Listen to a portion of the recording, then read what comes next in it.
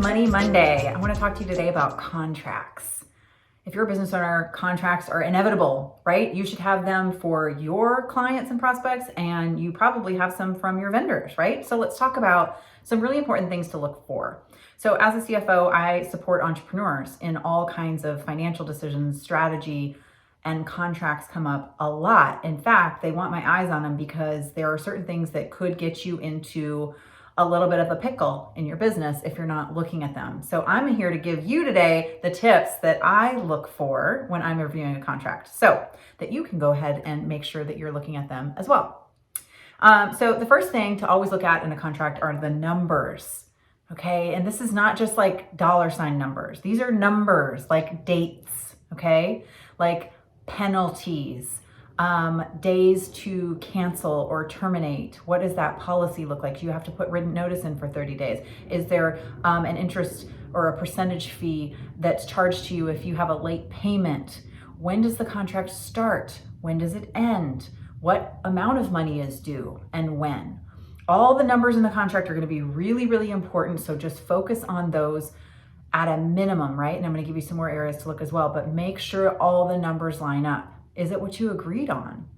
The second one is going to be metrics. So what makes this engagement or this contract successful? What is that actual scope? What are the deliverables, whether they're tangible or intangible? That's going to be really important. And a lot of times, if there's a contract, you might actually be due some reporting. Maybe there's some KPIs. You know, if it's a marketing agency or something, like what does that look like? How is the success measured for that particular engagement? Number 3 is time. A lot of business owners get stuck here, and here's what I mean by that.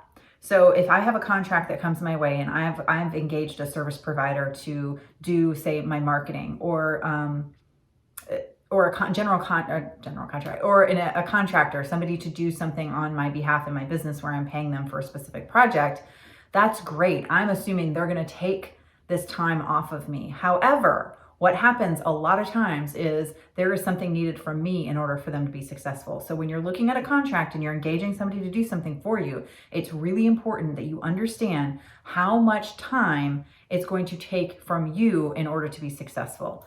So an example would be like if you're getting somebody onboarded, you're going to have to take time to get them up to speed, get passwords, get logins, have some sort of initial kickoff call, all of those things. So when you look at signing a contract, also make sure that you have the space, time, and capacity that the contract calls for. If there's a schedule in the contract, even better. A lot of times I'll see that where it's like week 1 is this, or then 7 days later, or you're responsible for this. And if you don't get back to us within 2 days, there's a penalty for that, right? That's where those numbers come in. Because you want to make sure that if there's a schedule, you put those in your calendar right away so that you know that you're going to stay compliant with that. And as always, when you get into a contract, you want to make sure that your cash flow is going to support the financial obligation associated with it. So you want to make sure you have the cash flow to fulfill the obligation because the contract is what it is, right? You signed it, you're inked. There may be a cancellation policy that you could exercise, but do you have the cash flow or projected cash flow to cover it? And do you have the capacity time-wise that you and or your team can go ahead and fulfill it? So contracts are great. They're made with love. They're made to protect the agreement. They're made to protect you and the person on the other side of it. So I encourage you, if you're using contracts, to go ahead and take a look at yours for these specific things. If you have a contract with a vendor, I would encourage you to look there. And also, a business attorney is a great thing to have in your back pocket. So with that, hope you find this helpful. Happy Money Monday. I will talk to you soon. Mwah.